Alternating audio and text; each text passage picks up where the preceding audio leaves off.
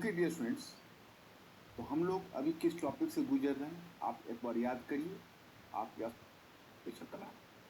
आधुनिक पश्चिम कौड़ी हमने एंशिएंट यूरोप, मिडिवल मध्यकालीन यूरोप की झलक आधुनिक पश्चिम के उद्भव पर आई और कल हमने परिवर्तन की प्रक्रिया को दिखाया, दर्शाया। आप लोग इससे वाकिफ हो रहे होंगे, मेरा विश्वास है कि आप समझ रहे होंगे। आप ये लेक्चर को गौर से पढ़ना और मैं आज मानकर चल रहा हूँ कि आप यूनिट नंबर प्रथम को समाप्त करके आएंगे क्लास के लिए, या अगर नहीं भी किया होगा तो यूनिट फर्स्ट को आप घर पर जाकर रिवाइज कर लेना, क्योंकि यह आज आपका आधुनिक पश्चिम का उद्भव समाप्त हो जाएगा। फिर आपका direct syllabus next one class से शुरू होगा। यह हमारा चौथा क्लास है। मैं आपको बताता हूँ, आपको मैं याद दिला दूँ कि हम लोगों ने पहला हम लोगों ने क्लास इंट्रोडक्शन पर लिया था, याद होगा।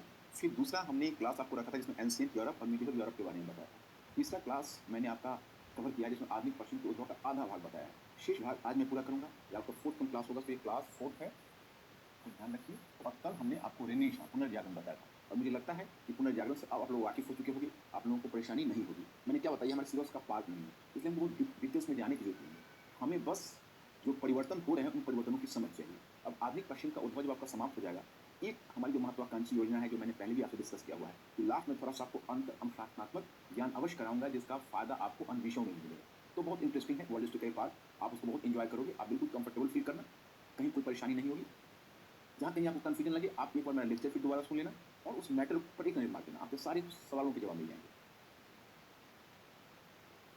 वहां पर मैं आ जाऊँ, ये सब तो पीछे हम लोग कर चुके। अब पहले मैं धर्म सुधार आंदोलन आपको बता दूं। धर्म सुधार आंदोलन,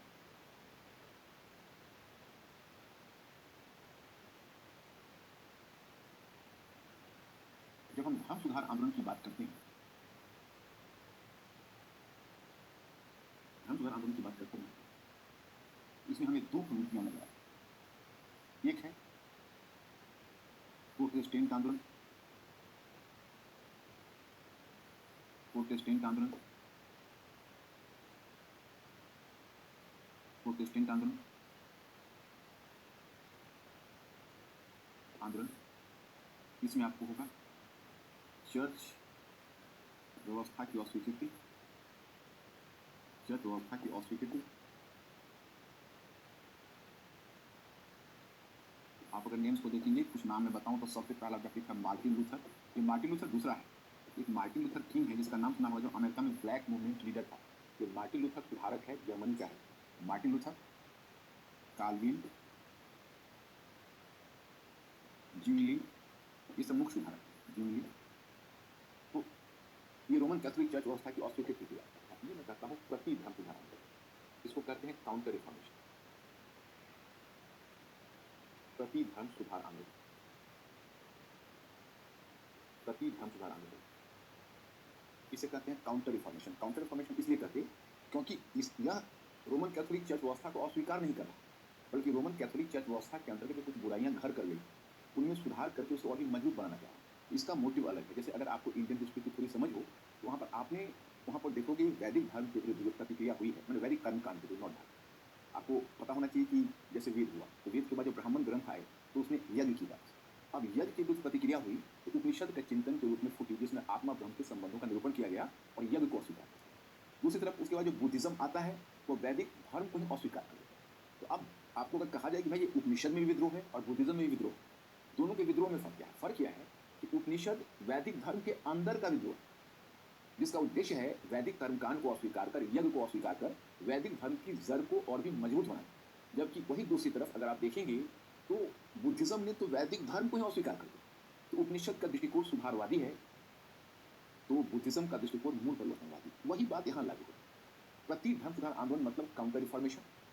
प्रोटेस्टेंट आंदोलन का है कि चर्च व्यवस्था की अस्वीकृति। मार्टिन लूथर, काल्विन, ज्यूलिन, ये सब सुधारक, इनकी चर्चा मैं करूंगा। इसने चर्च व्यवस्था को अस्वीकृत कर दिया। और यह प्रति धर्म सुधार आंदोलन वैसे आरंभ तो हुआ था, प्रोटेस्टेंट आंदोलन आरंभ होने से पहले ये चाहता था कि चर्च के अंदर जो कुछ बुराइयां हैं, जैसे उत्तरी यूरोप में इरास्मस जर्मनी का चिंतक है वगैरह वगैरह, वो पादरियों की आलोचना करके, और तब वो चाहते थे सुधार करके हम उल्टा रोमन कैथोलिक धार्मिक पंथ को मजबूत बनाए। और जब प्रोटेस्टेंट मूवमेंट चला तभी और भी एक्टिव हो गए, ताकि हम चर्च व्यवस्था को बचा सके, उसमें सुधार करके। तो दो प्रकार के मूवमेंट पर आपको देखेंगे। अब आपको जिज्ञासा होगी तो ठीक है, इसकी वजह क्या थी और यह है क्या? यहाँ पर आपको देखो, यहाँ पर भी आपको सूचना दी जा रही है। सूचना यह है कि प्रोटेस्टेंट आंदोलन की शुरुआत मार्टिन लूथर ने की थी। मैं पहले एक छोटी सी कहानी आपको बता दूं, फिर आपको पता चल जाएगा। एक्चुअली 1517 में जर्मनी का एक पादरी था जिसका नाम था मार्टिन लूथर। उसने बड़ा एक क्रांतिकारी कदम उठाया। जर्मनी में एक जगह है वीटेनबर्ग, उसने वीटेनबर्ग के चर्च पर 95 थीसिस का मैं कि 95% टांग दिए और रोम के पोप जो वहाँ बैठा हुआ था, रोम के पोप से जवाब मांगा। तो रोम के पोप से जवाब मांगा कि भाई जवाब दो। ये एक अपने आप में बड़ा विद्रोह था। आपको पता है, मैंने आपको बताया कि ज़्यादानो ब्रुनो को जिंदा जला दिया गया। इतना बड़ा काम मार्टिन लूथर ने किया था। तो रोमन कैथोलिक चर्च का अपना एक धर्म न्यायाधिकरण होता था और इस तरह की कोई भी जब विद्रोह का स्वर उठता था तो वो एक तरह से धार्मिक अध्यादेश जारी करके, धार्मिक आदेश जारी करके उसको बुला लेते थे रोम, और वहाँ पर उन्हें सख्त से सख्त सजा, जैसे मृत्यु दंड भी शामिल होता था, दे देते। तो मार्टिन लूथर ने जो काम किया था उसमें तो मार्टिन लूथर का जिंदा बचना मुश्किल था। लेकिन मार्टिन लूथर इस रूप में सौभाग्यशाली है क्योंकि उसी समय जर्मनी में जो कुलीन वर्ग थे, भूमिधारी वर्ग था, वो मार्टिन लूथर के पक्ष में विद्रोह कर दिया। अब रोम का पोप के पास इतनी कैपेसिटी नहीं रह गई कि इतने कुलीनों के विद्रोह को दबा सके। तब आपके मन में जिज्ञासा होगी, जैसा कि मैंने आपको बताया था कि पवित्र रोमन साम्राज्य भी आ चुका था और इस पवित्र रोमन साम्राज्य ने पहले पवित्र रोमन साम्राज्य ने क्रूसेड्स में काम किया था और फिर आगे चलकर वही पवित्र रोमन साम्राज्य रोमन कैथोलिक चर्च व्यवस्था की तलवार बन गया।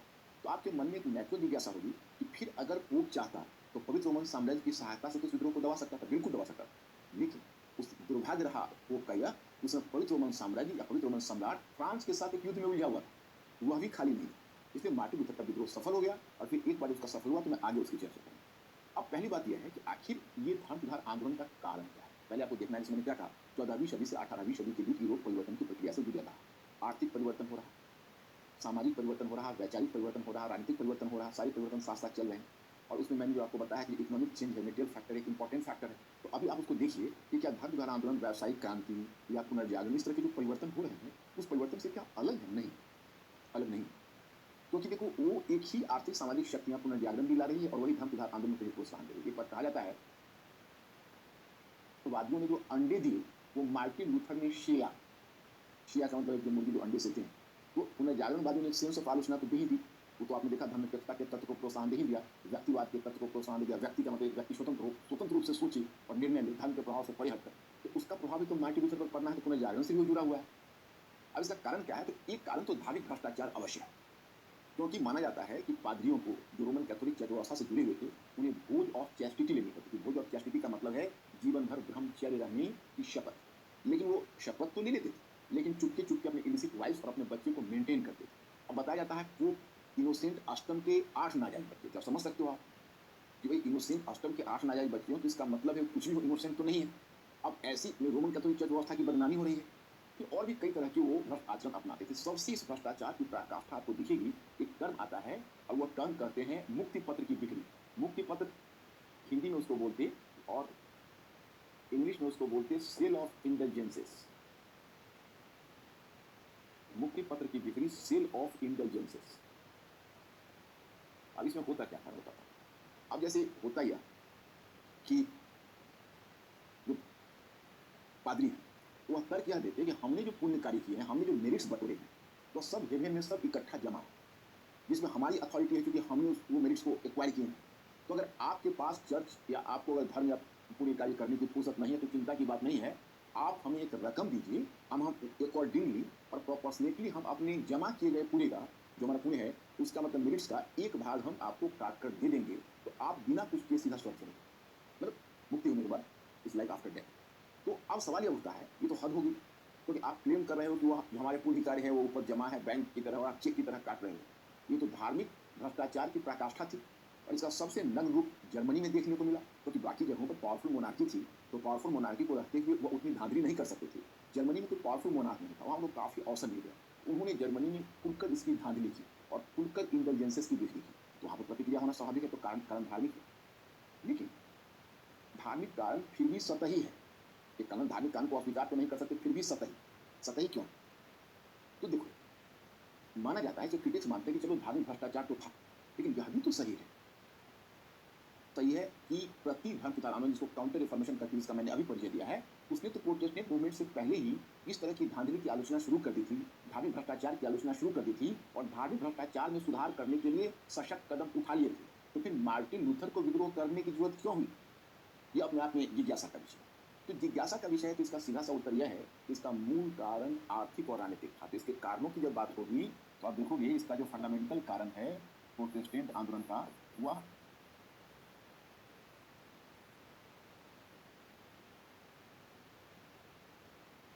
आंदोलन था, तो ये है धार्मिक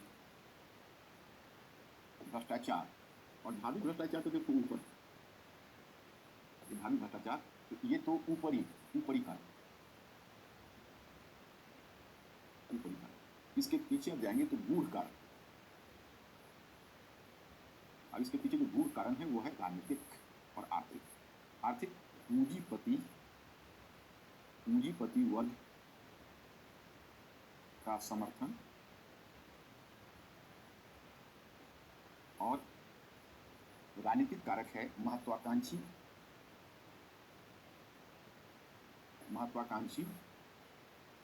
राजतंत्र का समर्थन, महत्वाकांक्षी राजतंत्र का समर्थन। तो आपके मन में जिज्ञासा होगी कि पूंजीपति वर्ग का समर्थन और महत्वाकांक्षी राजतंत्र के समर्थन से क्या है।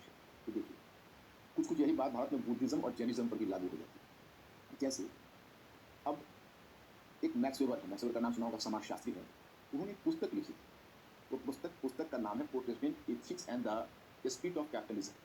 उसमें उन्होंने यह दर्शाने का प्रयास किया कि एक्चुअली प्रोटेस्टेंट पंथ का उद्भव यूरोपीय पूंजीवाद के विकास से प्रेरित। वो बताते हैं कि हुआ ऐसा कि व्यापार की जैसे व्यावसायिक क्रांति हुई और व्यावसायिक क्रांति के परिणाम स्वरूप जो व्यापार की प्रगति हो रही, तो उस व्यापार की प्रगति क्योंकि व्यापार की रीढ़ मानी जाती है मुनाफाखोरी यानी प्रॉफिट मेकिंग और महाजनी या सुदखोरी मनी लेंडिंग। तो money lending and profit making तो उसकी रीढ़ है, उसका बैकबोन है। और रोमन कैथोलिक चर्च कहता था कि ज़्यादा मुनाफा लेना या किसी से ब्याज लेना अनैतिक है। तो अगर वो अनैतिक है तो फिर व्यापार की तरक्की कैसे होगी। तो जाहिर है कि यहाँ पे रोमन कैथोलिक चर्च व्यवस्था है वो युग की जरूरत या युग की आर्थिक जरूरत के मिसफिट हो रही, युग की आर्थिक जरूरत की मिसफिट हो रही थी। तो अब समस्या यह थी कि आपको क्या करना है। तो उसके लिए स्वाभाविक रूप से जो उभरता हुआ व्यापारी वर्ग है जिसको कि व्यापार की तरक्की करनी है, तो वह तो रोमन कैथोलिक चर्च व्यवस्था का विकल्प ढूंढने का प्रयास करेगा। और उसी समय प्रोटेस्टेंट मूवमेंट खड़ा हुआ, तो उसमें जैसे काल्विन आए और कई ऐसे चिंतक आए, उन्होंने स्पष्ट रूप से कहा कि देखिए महाजनी और मुनाफाखोरी अनैतिक नहीं है, ये जायज और उचित। तो कहीं ना कहीं प्रोटेस्टेंट पंथ, मतलब इसमें मैक्सवेल ने तो इतना तक कहा कि प्रोटेस्टेंट पंथ एक बहुत बड़ा कारण है। ये तो वह बचत पर बल देता है, निवेश पर बल देता है, उसके आर्थिक दर्शन महत्वपूर्ण है। वो तो ज़्यादा बोल गए थे। उन्होंने एक्चुअली अध्ययन जो किया भारत में पूंजीवाद का पिछड़ जाने का, उसमें उन्होंने यही सिद्ध करने का प्रयास किया कि भारत में किसी भी धार्मिक पंथ में वह आर्थिक तक्षशिलता नहीं है जो यूरोप के प्रोटेस्टेंट पंथ में है। उस बात को लेकर हम लोग स्वीकार नहीं करते हैं। तो इतना मान लेते हैं कि चलो प्रोटेस्टेंट पंथ ने क्योंकि पूंजीवाद का समर्थन किया, व्यापार का समर्थन किया, तो व्यापारी वर्ग का समर्थन बदले में से मिल गया। अब महत्वाकांक्षी राजतंत्र का है कि मैं तो आपको बता ही चुका हूँ कि देखो ये अब आगे आप राजतंत्र का उद्भव भी देखोगे, तो मैं आपको 3 मध्ययुगीन यूरोपीय संस्थाओं से कल ही परिचय करा चुका हूँ। उसमें मैंने बताया कि एक आपका सामंतवाद है, एक है सर्वव्यापी चर्च व्यवस्था और एक है पवित्र रोमन साम्राज्य। तो अब देखो सबसे बड़ी समस्या आ रही है। उस समय क्या हो रहा है कि सामंतवाद का पतन नेचुरली शुरू हो गया, व्यावसायिक क्रांति का हम कभी मैंने आपको बताया था। तो सामंतवाद का पतन शुरू हुआ, तो उस समय हायरार्की कैसे है, तो जैसे मैंने बताया ये राजा है, ये लॉर्ड है, मैंने आपको बताया था, ये बैरन है और ये नाइट है। तो राजा ऊपर था, राजा की स्थिति एक सामंत की तरह थी। आर्बिटिंग पर अब राजा की स्थिति एक श्रेष्ठ सामंत की तरह थी, लेकिन अब इस सामंती व्यवस्था जब टूट रही है, इसने चाहा कि हम अपने पावर को रीअसर्ट करें, तो दोबारा हम अपने आप को शक्तिशाली बना लें। ये अपने आप को शक्तिशाली बनाने के लिए क्या करता है, तो देखता है कि भाई अब तक तो हमारी निर्भरता लॉर्ड की सेना पर थी, लॉर्ड भी हमारी नौकरशाही में शामिल थे। तो अब यह देख रहा है कि इनका वैसे भी पतन हो रहा है, तो इसने सोचा कि अपने पावर को असर्ट करें और इनको दबा दें। लेकिन आप कैसे उन्हें दबाएंगे, क्योंकि उन्हीं की सेना, उन्हीं की नौकरशाही पर आपकी निर्भरता है। तो उन्होंने एक तरीका सोचा कि कोई बात नहीं है, हम एक प्रगतिशील कर प्रणाली, क्योंकि इससे पहले मैं एक बात आपको और भी बता चुका हूँ। अब कर जैसे कॉमन पीपल है, तो कॉमन पीपल से जो कर वसूली है डायरेक्ट ये नहीं कर पाते। यहाँ नाइट है वो बैरन को देता है, बैरन लॉर्ड को देता है, या लॉर्ड या ड्यूक भी बोलते थे इसको, वो किंग को देता है, हायरार्की बनी हुई थी। तो अभी उन्होंने चाहा कि हम डायरेक्ट प्रजा से संबंध जोड़कर उसे हम डायरेक्ट कर लगाना शुरू कर दिया। लेकिन कर की राशि तो तभी मिलेगी जब राज्य में आर्थिक समृद्धि रहेगी। तो इन्होंने व्यापार को भी प्रोत्साहन देना शुरू कर दिया, खुद नए नए उपनिवेश बनाए, व्यापार को फैलाया। तो वहाँ से जो कीमती धातु आती, वहाँ से रकम आती, वो रकम पर टैक्स लगाकर ये रकम अपने खजाने में जमा करते और फिर एक अस्थायी सेना बनाई, सामंतों से पृथक स्वतंत्र नौकरशाही बनाई। ये सब जो वो कर रहे थे, देखकर राजतंत्र उदित हो रहा था और राजतंत्र मानकर चल रहा था कि राज्य हमारी बपौती है, हमारी पर्सनल प्रॉपर्टी। वे लोग धीरे धीरे अपने राष्ट्रीय राज्य की सीमा भी खींच रहे थे। ऐसे ये ब्रिटेन है, ये फ्रांस है, ये स्विट्जरलैंड है, इस तरह की सीमा खींचना चाह रहे थे। मेरी बात को गौर से सुनना, क्योंकि सभी टॉपिक में चिकन एंड हेन सिंड्रोम है। चिकन एंड हेन सिंड्रोम का मतलब हुआ कि पहले मुर्गी हुई या अंडा हुआ, इसको त्याग करना कठिन है, क्योंकि जितनी भी प्रक्रियाएं चल रही है वह एक दूसरी प्रक्रिया से जुड़ी हुई। यहाँ पर राष्ट्रीय राजतंत्र का उद्भव हो रहा है, उसमें भी पुनर्जागरण का योगदान है। राष्ट्रीय राजतंत्र का उद्भव हो रहा है, उसमें भी धर्म सुधार आंदोलन प्रोटेस्टेंट धर्म का योगदान है। और राष्ट्रीय राजतंत्र का उद्भव होगा तो पुनर्जागरण को अपने ढंग से प्रोत्साहन देगा, वह भी धर्म सुधार आंदोलन को अपने ढंग से प्रोत्साहन देगा। ये सभी को एक दूसरे को सपोर्ट करें, बस यही समझना। तो अब देखिए ये जब राष्ट्रीय सीमा खींच रहा है, तो इसके रास्ते में आ रही कौन आ रही है, इसके रास्ते में आ रही है क्षेत्रीय चर्च। क्षेत्रीय चर्च कहता है कि नहीं, हम तो आपके अधीन नहीं है, हम तो आपके अधीन नहीं हैं, हम तो डायरेक्ट रोम के अधीन हैं। और जिस तरह राज्य अपना टाइल नामक कर लगाता था लोगों पर, तो चर्च भी टाइल्स नामक कर लगाता था और वो कहता था मैं भी संप्रभु हूँ, मैं तो रोम्स के द्वारा गाइडेड हो रहा हूँ। तो अब एक क्षेत्र में आप समझिए कि राज्य के अंदर राज्य की स्थिति। अब आप बताइए कि आप अगर अपने दरवाजे के बाउंड्री को सीधा करते हैं और उसको उसके लिए बाउंड्री और खींचना चाहते हैं, अगर आपके पड़ोसी ने फोर व्हीलर इस प्रकार से लगा रखा है जिसके अगले दो चक्के आपके दरवाजे पर है, तो जब तक आप उन्हें हटाएंगे नहीं तब तक आप अपनी बाउंड्री कैसे खींचेंगे? अब जो राष्ट्रीय राज्य खींचना चाहते थे, तो जब तक वो चर्च को राज्य के अधीन नहीं करते तब तक तो राष्ट्रीय राज्य बन नहीं सकता था, राष्ट्रीय राज्य की सीमा बन नहीं सकती थी। समझ सकते हैं आप मजबूरी? अब यही ऊहापोह की स्थिति, और इसी ऊहापोह की स्थिति में उस समय के जो महत्वाकांक्षी शासक है, जब प्रोटेस्टेंट मूवमेंट शुरू हुआ, उन्हें लगा कि बहुत अच्छा अपॉर्चुनिटी है, इसी का फायदा उठाकर हम क्षेत्रीय चर्च को राज्य के अधीन कर लें और क्षेत्रीय चर्च पर अपना दबदबा स्थापित कर लें। अब एक घटना, ब्रिटेन की दिलचस्प घटना बताता हूँ। ब्रिटेन का एक शासक हुआ करता था हेनरी अष्टम, उसी क्वीन एलिजाबेथ उसी की बेटी थी। तो हेनरी अष्टम की पत्नी थी, उसका नाम था कैथरीन। और उसी समय हेनरी अष्टम का इन्फैक्चुएशन एक दूसरी लेडी के साथ हो गया था जिसका नाम एनी बोलेन था। अब वो चाहता था एनी बोलेन से विवाह करना, लेकिन उसके लिए उसे लीगली कैथरीन से डाइवोर्स लेना आवश्यक। और किंग्स के मामले में, वैसे तो मानो सामान्य लोगों के जो डाइवोर्स और मैरिज के मामले होते थे वो पादरी लोग देखते थे, और किंग्स के डाइवोर्स और मैरिज का मामला होता था सीधा रोम का पोप देखता था। उसको लीगल डाइवोर्स लेना था, तो उसने रोम के पोप को अर्जी दी। अर्जी दी, उसमें जो कारण उसने बताया वो बड़ा वैलिड कारण था उस समय के स्टैंडर्ड से। उसने कहा कि कैथरीन मुझे चूंकि एक पुरुष उत्तराधिकारी यानी पुत्र देने में असमर्थ है और मुझे एक उत्तराधिकारी के लिए पुत्र चाहिए, इसलिए मैं दूसरा विवाह करना चाहता। अब जब यह अर्जी रोम के पोप को गई तो रोम का पोप तो उसे मान लेता, ये बहुत सामान्य सी बात थी, वैलिड रीजन था, क्यों नहीं मानता। लेकिन अब वो बड़ी दुविधा में फंस गया, क्योंकि कैथरीन भी कोई साधारण लेडी नहीं थी, वह पवित्र रोमन सम्राट चार्ल्स पंचम की बहन थी। और आपको मैं बता चुका हूँ कि पवित्र रोमन साम्राज्य रोमन कैथोलिक चर्च व्यवस्था की तलवार के रूप में काम कर रहा है। तो अब पोप डर गया, पोप को लगा कि अगर इसे मैं अगर अनुमति दे देता हूँ तो चार्ल्स पंचम नाराज हो जाएगा, नहीं देता हूँ तो नाराज हो जाएगा ब्रिटिश शासक। तो उसने क्या किया कि इंडियन प्रेसिडेंट के पॉकेट वीटो की तरह अपने जेब में रखकर उसको छोड़ दिया, लटका दिया मामले। अब तब तक इधर हेनरी अष्टम का भय जवाब देने लगा, तो हेनरी अष्टम ने ब्रिटिश चर्च का संबंध रोमन कैथोलिक चर्च व्यवस्था से तोड़ दिया और एक पृथक एंग्लिकन चर्च बना दिया। तो एंग्लिकन चर्च बोलते हैं, तो Anglican church British church Roman Catholic व्यवस्था से अलग हट गया। हम याद है जब ब्रेक्जिट की घटना हुई और जब ब्रिटेन ने यूरोपीय संघ से, यूरोपीय यूनियन से हटने की घोषणा की, तो उसी समय बहुत सारे न्यूज़ पेपर्स ने इस चीज़ को भी कवर किया। हालांकि इतिहास में तो हम लोग पहले ही पढ़े हुए थे, लेकिन ये रेफरेंस देकर मुझे इसलिए मुस्कुराहट छूट रही थी कि वक्त वक्त ऐसा होता है कि हिस्ट्री रिसर्फेस करता है और वर्तमान को एक्सप्लेन करने के लिए आपको इतिहास की शरण में जाना होता है। तो उसमें तर्क यह दिया हुआ था जर्नलिस्ट ने कि ब्रिटेन तो हमेशा अखिल यूरोपीय मॉडल से पृथक रहकर चलने का आदी है, क्योंकि इंग्लिश चैनल से कटा हुआ है, बात नेचुरल है। और ब्रिटेन का अगर आप मानचित्र पर देखोगे, इंग्लिश चैनल से कटा हुआ है। यूरोप की महाद्वीपीय राजनीति से ब्रिटेन हमेशा दूर रहने का प्रयास किया, तो उसके लिए कोई आश्चर्य का विषय नहीं।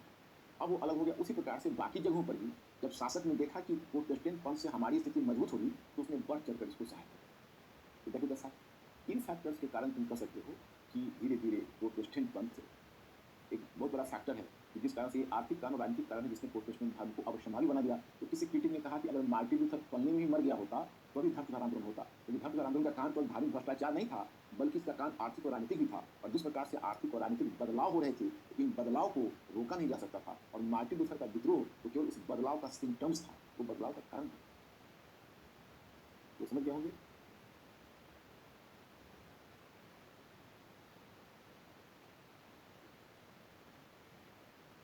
तो आप प्रभाव में भी देखोगे इससे क्या होगा, इससे राष्ट्रीय राज्य का, क्योंकि जब ये विद्रोह सफल हो जाएगा तो आप समझ सकते हो कि राष्ट्रीय राज्य के उद्भव का, जैसे विद्रोह सफल हो गया तो पहले मैं आपको ये बताना चाहता कि जैसे ये है, तो ये पहले अब राष्ट्रीय राज्य बनेगा। राष्ट्रीय राज्य एक बाधा तो सामंतवाद पहले ही गया, आप देख सकते हो। और जो दूसरी बाधा है, जैसे एक बाधा है सामंतवाद, तो सामंतवाद वाली बाधा तो पहले ही चली गई। अब जो दूसरी बाधा है, वो दूसरी बाधा उनके सामने क्या है, तो एक बाधा है प्रोटेस्टेंट मूवमेंट। तो उसमें जो रोम का चर्च है, तो जब क्षेत्रीय चर्च राज्य के अधीन हो जाएगा तो राष्ट्रीय बाउंड्री आसानी से खींच सकेंगे। ये फैक्टर काम करा। दूसरा है कि ऋण प्रणाली लाभ अर्जित करने की व्यवस्था प्रदान करके पूंजीवाद को बढ़ावा दिया। इसमें ऋण प्रणाली में ब्याज की स्वीकृति,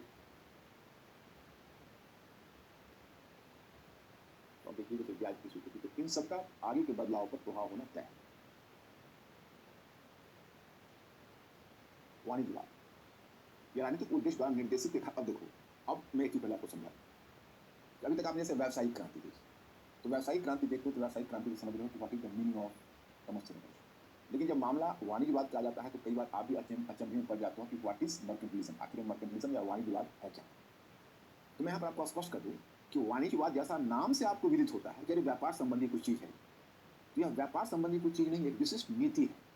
एक विशिष्ट राजनीतिक नीति भी है, एक विशिष्ट आर्थिक नीति भी। अगर आप हमें क्रूड टर्म में इसको परिभाषित करने के लिए कहोगे, तो मैं इसे ऐसे परिभाषित करना चाहूँगा कि वाणिज्यवाद राजनीतिक उद्देश्य से प्रेरित एक आर्थिक कार्यक्रम था। वाणिज्यवाद राजनीतिक उद्देश्य से प्रेरित एक आर्थिक कार्यक्रम था, जिसका उद्देश्य था राष्ट्रीय राज्य और राजतंत्र को मजबूत करना। अब कहोगे कैसे? तो मैं एक उदाहरण से आपको बताता हूँ।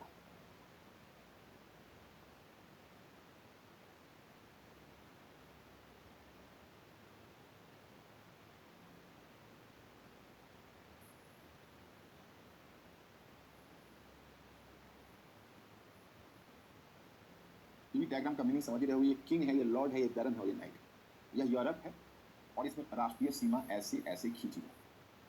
तो राष्ट्रीय सीमा तो तब खींची जा रही है मैच में जब सामंतवाद का पतन हुआ। सामंतवाद का तो मैंने पहले ही बताया कि ऐसे ऐसे पूरे यूरोप में फैला हुआ। तो एक ही सामंत का कुछ स्टेट ब्रिटेन में है, कुछ फ्रांस में। तो अगर सामंतवाद रहता तो राष्ट्रीय सीमा को खींचना मुश्किल हो जाता। फिर अगर सामंतवाद रहता तो राजा के पास इतनी शक्ति नहीं होती कि राजा राजा एक अपने आप पावर को रिअसर्ट कर सके। राजा के पास शक्ति इसलिए आई कि सामंतवाद का पतन हुआ तो राजा ने कर प्रणाली को पुनर्स्थापित किया और फिर बाहर से व्यापार को बाहर प्रोत्साहन देकर उसने वहां से धन प्राप्त करके और कर के माध्यम से अपने खजाने में पर्याप्त मात्रा में धन लाया। तो मैं यहाँ पर यह बताना चाहता हूँ कि जो व्यावसायिक क्रांति चल रही थी, नॉर्मली आप इसको ऐसे समझो, तो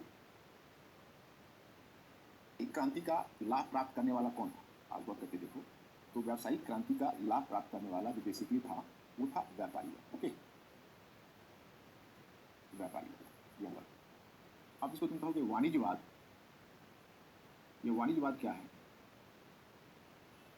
तो वाणिज्यवाद का मतलब हुआ यूरोपीय राजतंत्र के द्वारा, यूरोपीय राजतंत्र के द्वारा अर्थव्यवस्था, यूरोपीय राजतंत्र के द्वारा अर्थव्यवस्था, यूरोपीय राजतंत्र के द्वारा अर्थव्यवस्था को दिशा देते, एक निश्चित दिशा देते। उनके द्वारा क्या की जा रही है, क्या किया जा रहा है? अर्थव्यवस्था को एक निश्चित दिशा दी जा रही है। कैसे? जैसे देखो, अब व्यावसायिक क्रांति है तो व्यावसायिक क्रांति तो व्यापारी वर्ग है जिसको जो करने से लाभ मिल रहा है अपना लाभ अर्जित कर रहा है। अब जब सामंतवाद का पतन हो रहा है, यूरोप में राष्ट्रीय राजतंत्र का उद्भव हो रहा है, तो ये राष्ट्रीय राजतंत्र की महत्वाकांक्षी योजना है कि हमें व्यापार को अपने ढंग से नियंत्रित करना चाहिए। नियंत्रित ऐसे करना चाहिए कि हम उन्हीं क्षेत्रों में व्यापार को फैलाएं। तो ये मानना होगा कि हम उन क्षेत्रों में व्यापार को फैलाएं जहां हमें फायदा हो, उन नए नए क्षेत्र में उपनिवेश बनाते हैं। व्यापारियों के लिए संभव तो नहीं है जैसे अमेरिका में वो पर कब्जा करें या एशियाई क्षेत्र में कब्जा करें या फिर सेना भी भेजते थे। अब ब्रिटिश मान लो ज्वाइंट स्टॉक करते थे, व्यापारी थे, उसको अगर राज्य का समर्थन नहीं मिलता तो ब्रिटिश कंपनी भारत में सफल नहीं होती। तो राज्य उनके पीछे डंडे लेकर खड़ा था और राज्य नए नए क्षेत्रों में उपनिवेश को फैला रहा। तो इससे व्यापारियों को फायदा हो रहा था कि नए क्षेत्र में अवसर मिल रहे थे। लेकिन राज्य का बल इस बात पर था कि भाई हमारे यहाँ आप वहां से धन लाइए, बाहर से धन हमारे यहाँ आए ताकि हमारे यहाँ समृद्धि बढ़े, और समृद्धि अगर होगी उस समृद्धि का लाभ हमें व्यक्तिगत तौर पर यह मिलेगा क्योंकि मैं मनमाने ढंग से कर लगाकर एक बहुत बड़ी राशि अपने खजाने में ले जाऊंगा। उस राशि से मैं अपनी सेना, नौकरशाही सबको स्थापित करके अपनी स्थिति को, राष्ट्र स्थिति को मजबूत करूंगा। और उस समय के जो महत्वाकांक्षी शासक थे उन्होंने बड़ी चालाकी से एक काम किया था। वो काम यह था कि उन्होंने बड़ी चालाकी से एक तरीके से राष्ट्र और राज्य इन दोनों राष्ट्र और राजतंत्र इन दोनों आइडियाज को ब्लर्ड कर दिया। मतलब जहां उनका अपना हित था उसको राष्ट्र का हित बताते। राष्ट्र उस समय राजा का राष्ट्र था। लुई 14वें के मुख से किसी आलोचक ने कहलवाया, आई एम द स्टेट, मैं ही राज्य। तो अब वह उस तरह की स्थिति है। तो अब आप कहोगे कि भाई अब ये चाहते क्या है? तो चाहते हैं कि देखो भाई, हम उपनिवेश बना रहे हैं, हम वैसे उपनिवेश बना रहे हैं जहां से कीमती धातु हमारे यहाँ है, चांदी सोना अगर संभव हो। लेकिन अगर चांदी सोना ना आए तो कम से कम ऐसा हो कि हमारा निर्यात ज़्यादा से ज़्यादा बढ़े और आयात कम हो। निर्यात ज़्यादा से ज़्यादा बढ़े और आयात कम हो, ताकि व्यापार संतुलन हमारे पक्ष में रहे। और हमारे यहाँ अगर व्यापार संतुलन पक्ष में रहेगा तो बड़ी मात्रा में हमारे यहाँ संसाधनों का आगमन होगा और हम कर लगाकर अपने खजाने में रख सकेंगे। तो अब वो व्यापारियों पर बंदिश लगा रहे हैं कि इसका निर्यात करो, ऐसे करो, वो करो, ये आयात में कटौती कर रहे हैं। तो इकोनॉमी पर तो उनका नियंत्रण बढ़ रहा है। और जो व्यापारी वर्ग पहले फ्री हैंड काम कर रहे थे, अब उनको राजतंत्र के हस्तक्षेप का सामना करना पड़ रहा है। अगर देखिए, अगर उनको फायदा आयात करने से होता तो पहले तो आयात करते, अब तो राज्य ने बंदिश लगाई, आपको निर्यात ज्यादा करना है, इनको उससे थोड़ा घाटा उठाना पड़ रहा होगा, परेशानी भी हो रही होगी। ओके, बावजूद इसके जिसे आप वाणिज्यवाद कहते हो, तो वह वाणिज्यवाद में जो नवोदित व्यापारी वर्ग है, इसी के लिए हम मध्य वर्ग शब्द का उपयोग करेंगे, क्योंकि ये जो नवोदित व्यापारी वर्ग है वो नवोदित व्यापारी वर्ग मध्य वर्ग कहलाया। धीरे धीरे इस श्रेणी में और भी नए नए तत्व समय के साथ शामिल होते जाएंगे, परंतु मध्य वर्ग की स्थिति यहीं से बननी शुरू। तो इस प्रकार से आप जानते हो कि अब ये वर्ग है और राजतंत्र है, दोनों एक दूसरे के करीब थे। फिर व्यापारी वर्ग ने राजतंत्र के इस हस्तक्षेप को भी तत्काल सहन किया क्योंकि उनके पास दूसरा चारा नहीं था। उन्हें अपने व्यापार को चलाने के लिए राजतंत्र रूपी बैसाखी के सहारे की जरूरत।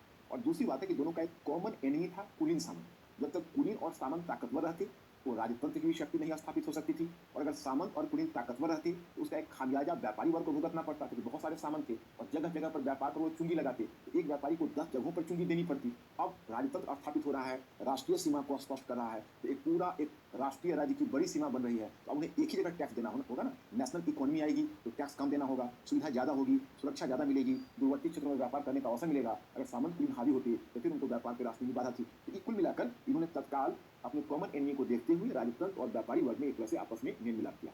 और इसके फीचर्स थे जिसको तुम कहते हो वाणिज्यवाद, एक तो उसका यह था बुलियनवाद, उसको बुलियनवाद कहते हैं। ये बुलियनवाद क्या है, इस शब्द से आप घबराना मत। बुलियनवाद, बुलियन कहते हैं कीमती धातु के संग्रह को, कीमती धातु के संग्रह। देखो अंतर क्या है, अगर आप कोई कीमती धातु का उपयोग आभूषण के रूप में करते हैं, कीमती धातु का उपयोग आप अगर कॉस्मेटिक्स पर्पज से करते हो तो आभूषण, और कीमती धातु का उपयोग अगर आप धन के रूप में करते हो, जैसे आप बहुत लोग तो गोल्ड के बिस्किट्स बना कर रखते हैं या इस तरह से अपने लॉकर में, वो हुआ बुलियन, क्योंकि आप उसको कहीं भी इनकैश कर सकते हो, वो आपकी संपन्नता का प्रतीक होता है, तो उसी को बुलियनवाद कहते हैं। तो बुलियनवाद का मतलब है, तो वाणिज्यवाद चाहता था कि हमारे यहाँ कीमती धातुओं का संग्रह, लेकिन तब यह है कि सबके पास ये सुविधा तो नहीं थी। अब मान लीजिए अमेरिकी महाद्वीप में जिन्होंने उपनिवेश बनाया हुआ था, तो कहीं चांदी मिल रही थी, कहीं सोने मिल रहे थे, परंतु अगर वही चीज वो एशिया में चाहते तो नहीं मिलता। तो ऐसी स्थिति में दूसरा क्या रास्ता है, तो दूसरा रास्ता यह था, दूसरी विशेषता कि आप निर्यात को बढ़ाइए और आयात में कटौती करके व्यापार संतुलन को अपने पक्ष में बनाए रखिए। ओके। और तीसरा सेक्टर था उपनिवेशवाद, कि नए नए क्षेत्रों में उपनिवेश बनाइए और फिर वहां पर आप अपने नए नए आर्थिक अवसर प्राप्त करिए। इसी को कहा गया वाणिज्यवाद। देखने में तो लगता है आर्थिक कार्यक्रम है, लेकिन इसके पीछे छिपा हुआ एक बहुत बड़ी राजनीतिक महत्वाकांक्षा है। और जब व्यावसायिक क्रांति को राजतंत्र ने अपने पक्ष में मोड़ लिया, कुछ नवीन प्रवृत्तियां इसमें आ गई, जिसको वाणिज्यवाद के नाम से जाना गया। तो यही मैं आपको बता रहा था। यहाँ पर देखो वाणिज्यवाद में आपको बताया गया है कि यह राजनीतिक उद्देश्य के द्वारा निर्देशित एक आर्थिक कार्यक्रम था। 17वीं शताब्दी तक वाणिज्यिक क्रांति का यूरोप के महत्वाकांक्षी राजाओं के द्वारा अपने लाभ हेतु उपयोग किया गया। वाणिज्यवाद ने निम्नलिखित कारकों पर जोर दिया। बुलियनवाद मूल्यवान सोना चांदी धातुओं का संचय, व्यापार संतुलन अपने पक्ष में, या इसको अनुकूल व्यापार संतुलन अपने पक्ष में, सभी व्यापारिक गतिविधियों इस प्रकार कुशलता से फिर करना कि व्यापार संतुलन हमेशा संबंधित यूरोपीय देश के पक्ष में हो। जिसने इस अवधारणा पर कार्य किया कि अंतर्राष्ट्रीय व्यापार की मात्रा सीमित है, मैं आगे समझाऊंगा, अभी नहीं समझाऊंगा। सीमित है, इसलिए देश का व्यापार अधिक दूसरे के घाटे पर निर्भर करता है। उपनिवेशवाद उपनिवेश के हित साम्राज्यवादी राष्ट्र भी माने गए। तो हाँ, यह राष्ट्र राज्य के आर्थिक आधार को सुदृढ़ किया। जब राष्ट्रीय राज्य बन रहे थे तो इसके आर्थिक आधार को सुदृढ़ किया। तो मेरे विचार से वाणिज्यवाद आप समझ गए होंगे। आपके पास तो मैंने एक बड़ा एसेट दिया हुआ है, यूनिट फर्स्ट का हमारा स्टडी मटेरियल, पढ़िए आप आराम से, एकदम बिल्कुल समझ में आएगा। सहयोगी कारक का मतलब प्रेरित करने वाले कारक।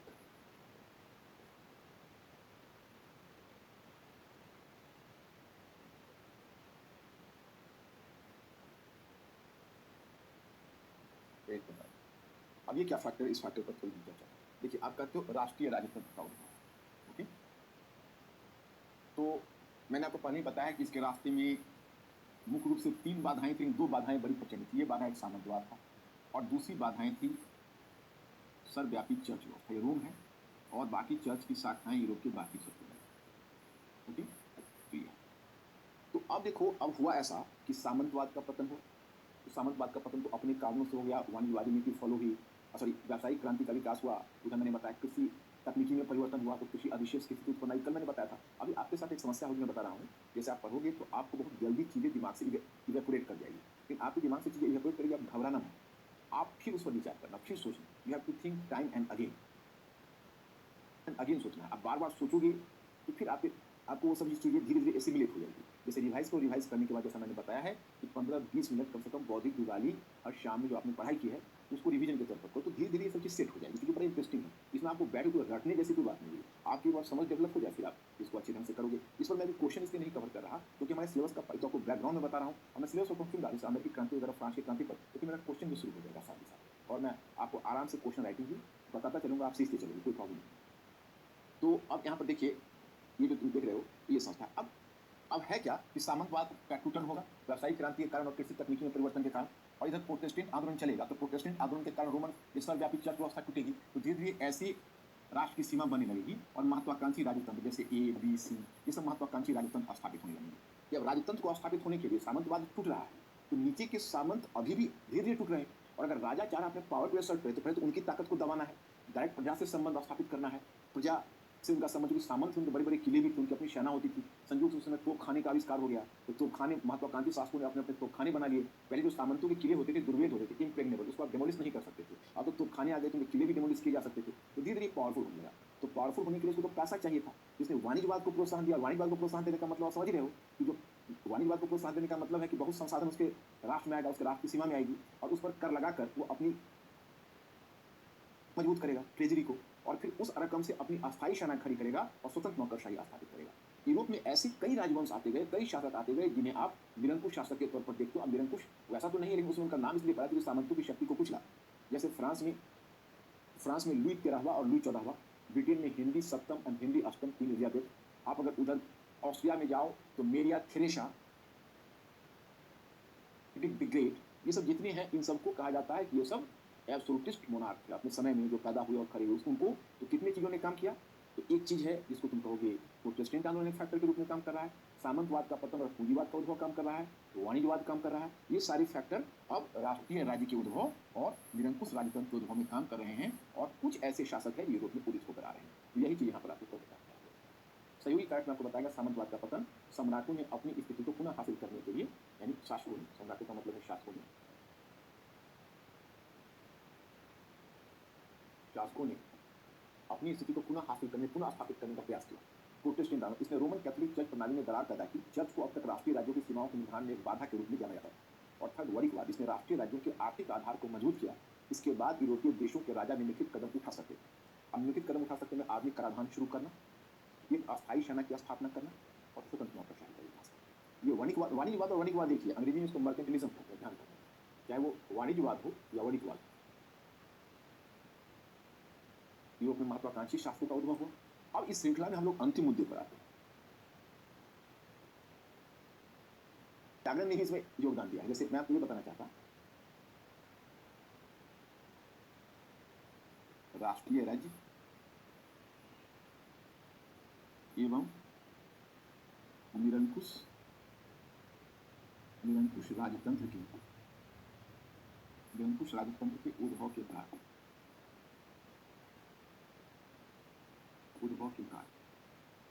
अगर इनके उद्भव के कारणों पर आप विचार करोगे तो वो सभी कारक टोटल, पहला तुमने डिस्कस किया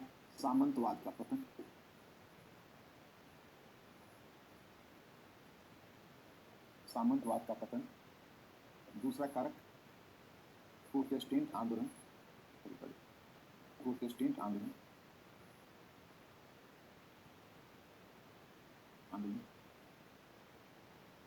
तीसरा कारण